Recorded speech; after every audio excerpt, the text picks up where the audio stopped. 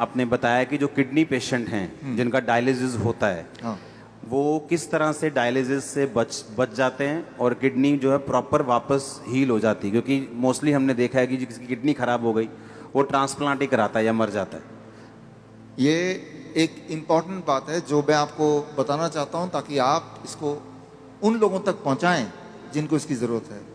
ऐसे बहुत सारे लोग हैं लाखों में जो हर दूसरे दिन या तीसरे दिन डायलिसिस कराते हैं।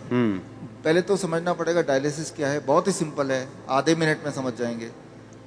आप जो भी कुछ खाते हैं पीते हैं उसमें कुछ चीज़ें बॉडी उपयोग में लाता है, एनर्जी में कन्वर्ट करता है, कुछ चीज़ें बॉडी यूज़ नहीं कर पाता है, तो आप यूरिन पेशाब के रास्ते उनको बाहर फेंक देते हैं। तो वो पेशाब कैसे बनता है, वो किडनी का काम होता है। उसके अंदर वो सारी चीज़ें हैं पेशाब में जो बॉडी को नहीं चाहिए, तो बॉडी ने उसको बाहर भेज दिया। क्रेटनाइन है, यूरिया है, यूरिक एसिड है, ऐसे बहुत सारी चीज़ें, छोटे मोटे प्रोटीन हैं अलग अलग तरह के जो बॉडी को नहीं चाहिए, तो बॉडी ने पेशाब किया।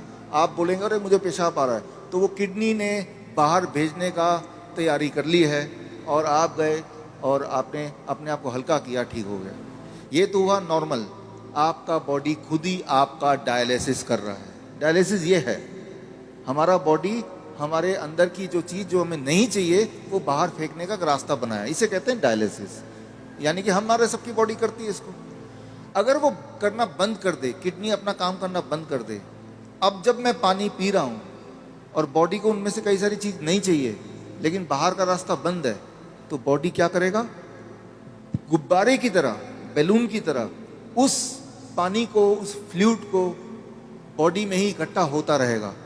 ऐसे लोगों के पैर आप देखेंगे हाथी की तरह हो जाते हैं, सूज जाते पैर, हाथ सूज हाँ, जाते हैं, पैर हाथ सूज जाते हैं, गले मुंह सूज जाता है। तो क्या है, उनका जो यूरिन आउटपुट है, पेशाब या तो कम हो गया है या खत्म हो गया है। अगर आपसे बोलें कि एक दिन बिना पेशाब किए रहना है, इम्पॉसिबल, कितना दर्दनाक हो सकता है। और ऐसे लोग फिर मशीन की मदद लेते हैं। वो मशीन वो खींचता है खून में से वो ऐसे पानी जो खराब है और निकाल के बाहर करता है। इसका मतलब हर दूसरे दिन उसको ऐसा करना पड़ता है और दूसरे दिन तक बॉडी में पानी जमा रहता है। और जबकि बॉडी में पानी जमा रहेगा तो उसका हार्ट के ऊपर भी बोझ है, लंग्स के ऊपर भी बोझ है। हर दिन वो कमज़ोर होता जा रहा है, हर दिन वो मरता जा रहा है, डायलिसिस कराने के बावजूद भी या डायलिसिस कराने की वजह से भी, क्योंकि डायलिसिस भी किडनी को और फर्दर खराब करती है।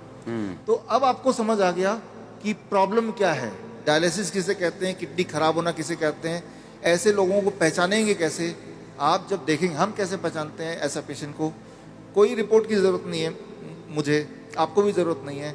आप सिर्फ ऊपर से नीचे देखेंगे, अगर पैर हाथ में सूजन है थोड़ा बहुत भी, तो समझ लीजिए कि किडनी फेलियर की तरफ आप बढ़ चुके हैं। लेकिन घबराने की बात नहीं है। पहली बात, जब सूजन होती है बॉडी में, पानी जम जाता है तो सांसें भी नहीं ले पाता है, मुश्किल से लेता है, तो ये भी गड़बड़ है। वो चलता है थक जाता है, ये भी गड़बड़ है। तो ये तो हो गया। अब करना क्या है, सोल्यूशन क्या है, आपके बॉडी के अंदर से पानी को निकालना है। उसके लिए बड़ा आसान गॉड का दिया हुआ सोल्यूशन आपके पास ही है इसी वक्त। तीसरा kidney, third kidney. Third kidney किसे कहते हैं, आपका स्किन, सबसे बड़ा बॉडी का ऑर्गन। आपके स्किन में देखेंगे छोटे छोटे छेद हैं, है ना। तो ये जो छेद हैं, ये छेद से पसीना निकलता है। आप पसीने का एक बूंद लीजिए, पेशाब का एक बूंद लीजिए, दोनों को लैब में ले जाइए। अब पूछिए कि इसमें क्या है। पेशाब के एक बूंद में क्रेटनाइन, यूरिया, यूरिक एसिड, वो सारा कुछ मिलेगा जो पसीने के एक बूंद में मिलेगा। अच्छा, हाँ, यानी कि पसीना और पेशाब सेम है, अलग अलग नहीं है, बिल्कुल सेम है। केमिकल कॉम्पोजिशन दोनों का सेम है, उसमें भी सोडियम है, उसमें भी सोडियम है, उसमें भी पोटेशियम, उसमें भी पोटेशियम है। आपका पसीना एक तरह से बॉडी का पेशाब का ही एक और फॉर्म है। आपका जो स्किन है, ये भी भगवान का बनाया हुआ इमरजेंसी किडनी है, इमरजेंसी किडनी। तो उस इंसान का जिसके दोनों किडनी खराब हो गए, अब क्या करेंगे, ये जो स्टेपनी है, मैं इसको स्टेपनी बोलता हूँ। आपकी गाड़ी का एक टायर पंचर हो गया, आप स्टेपनी यूज करते हैं ना, तो हम बोलते हैं कि ये स्किन को यूज कर लो, स्किन से बाहर निकाल दो। अब सवाल आता है स्किन से कैसे निकालें। स्किन से निकालने के तरीके, अभी बाथटब का वीडियो प्लीज चला दें। ओके, चलाओ वीडियो बाथटब का। हमारे हॉस्पिटल में, हिम्स हॉस्पिटल है, डेरा बसी में है, अभी जलंधर में भी खुल गया है। आप देखिए यहाँ पे वीडियो, ये जो लोग आप देख रहे हैं ये पानी के टब में बैठे हुए हैं। पानी का टेम्परेचर याद रखिएगा 40 डिग्री सेल्सियस पे है। पानी गले तक है। गले तक पानी अगर हो, उसका टेम्परेचर अगर 40 डिग्री सेल्सियस मेंटेन कर पाएं और ये लोग अगर 2 घंटे बैठ पाएं तो 2 घंटे के अंदर 2 घंटे सुबह शाम के एक बार या फिर 1-1 घंटा 2 बार। अच्छा, ऐसा करने से, ये सारे किडनी पेशेंट हैं, ये वो पेशेंट हैं जो हर दूसरे तीसरे दिन डायलिसिस कराने जाते थे, लेकिन अब वो जाते नहीं हैं। क्यों? क्योंकि वो अब ऐसा करते हैं, इससे उनकी तीसरी किडनी से वो सारा जो मल है जो पेशाब के रास्ते नहीं निकल पा रहा था वो निकल जाता है। पहली बात। दूसरी बात, और ऐसे टब में, कोई भी टब में बैठ जाना है, कोई भी टब में, कोई भी टब हो, और उसमें जो पानी है उसे 40 डिग्री पे ही रखना है। 40 डिग्री पे रखना है। और नापना कैसे? थर्मामीटर से। थर्मोमीटर आप 150-200 रुपए का मिल जाएगा। पानी नापने वाला जो पानी नापने स्पेशल वाला थर्मामीटर, स्पेशल थर्मोमीटर 150-200 में मिल जाएगा। हाँ, कहीं से उसको चेक करते रहना कि वो 40 डिग्री पे मेंटेन रहे। अगर कम हो गया गर्म पानी डाल लेना है, गर्म पानी डाल देना, 2 घंटे बैठना है। 2 घंटे बैठना है। ये टेम्परेरी सोल्यूशन है कि किडनी हील भी होगी? इसमें मैं आता हूँ। हाँ, ये किडनी हील होगी, लेकिन कैसे? 2 चीज होगा उसके साथ। आप अगर ये करेंगे तो एक्सपेरिमेंट करने के लिए उस इंसान का पहले आप बोलिए कि वजन करे, क्योंकि वजन में वो अंदर पानी है। 2 घंटे बाद दोबारा वजन करेंगे तो आधा किलो, 1 किलो, 1.5 किलो वजन कम मिलेगा। मतलब बाहर आ गया, वो बाहर आ गया। पहली बात। आप एक और काम करें, उनके पैरों के सूजन के फोटो खींच लें। 2 घंटे बाद दोबारा देखें, अरे सूजन कहाँ गया? अरे बाहर चला गया, उसको बॉडी ने बाहर भेज दिया। एक और काम करें, किडनी पेशेंट की एक दिक्कत होती है, उनका बीपी बहुत हाई रहता है। क्यों?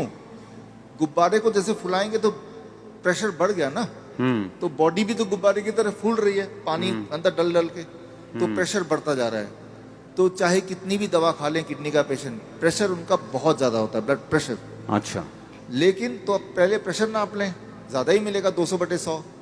अब पानी में बिठाएं, और अब पानी में बिठाने के बाद 2 घंटे बाद दोबारा प्रेशर नापें, तो प्रेशर कम हो जाएगा। कम से कम 40 यूनिट कम हो जाता है, किसी का 20 यूनिट कम हो जाता है, लेकिन कम जरूर होता है, हर एक का कम होता है।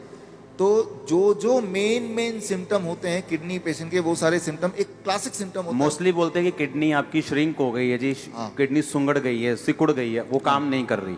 हाँ, वो फिर से बढ़ेगी कि नहीं बढ़ेगी? ऐसे ही रखना पड़ेगा पेशेंट को? ये बड़ा इंटरेस्टिंग है। ये सवाल बहुत सारे पेशेंट ठीक होने के बाद भी पूछते हैं। ठीक होना कैसे पता चल गया? कि अब उनको ये करने की जरूरत नहीं है। 3 महीना लगातार करने के बाद अब करने की जरूरत ही नहीं है। अब पेशाब भी नॉर्मल हो रहा है, सूजन भी नहीं आ रही है, ब्लड प्रेशर भी नॉर्मल है, यानी ठीक हो गया। लेकिन वो क्रिएटिनिन और यूरिया, क्रिएटिनिन भी नॉर्मल आ गया, यूरिया भी नॉर्मल आ गया, यूरिक एसिड भी नॉर्मल है, सारा कुछ नॉर्मल हो गया। हाँ, ब्रीदिंग भी नॉर्मल है। साइज किडनी का। अब आता है साइज। तो साइज के लिए वो बोलता है, तो डीटीपीए स्कैन करने बोलते हैं। हालांकि हम रिकमेंड नहीं करते, लेकिन स्कैन कराते हैं। तो पहले वाला साइज उसके पास था, पहले भी स्कैन कराया था, 3 महीने बाद दोबारा स्कैन कराते हैं। तो स्कैन में वो साइज बढ़ी हुई दिखाई देती है, मतलब वो किडनी जो है वो बढ़ चुकी है, फिर से साइज उसका अच्छा हो रहा है, अच्छा हो गया। और ये स्कैनिंग बताती है। हाँ, और वो जो स्कैनिंग बताती है, वो स्कैन पहले और बाद के वो किताब में है। और ये किताब मैं चाहता हूँ कि आपके हाथों से इसका लॉन्च हो जाए। हाँ, ठीक है। हाँ, और ये जो किताब को बनाने में, ऑब्जर्वेशन स्टडी में जिन्होंने मुख्य भूमिका निभाई है, हमारे डॉक्टर संजीव सूद जी हैं। आप भी एक बार आ जाएं। डॉक्टर गगन है, ये भी आ जाएं। दयानंद आयुर्वेदिक कॉलेज में इन्होंने हमारे साथ मिलके हमें मदद करते हुए इस चीज़ को दुनिया तक पहुंचाने के लिए काम किया। प्लीज़ आ जाएं। डॉक्टर अनु, प्लीज़ कम। किताबें और भी हैं, 2 ले आते हैं। इसका नाम है प्रत्यारोपण, यानी किडनी ट्रांसप्लांट का अंत।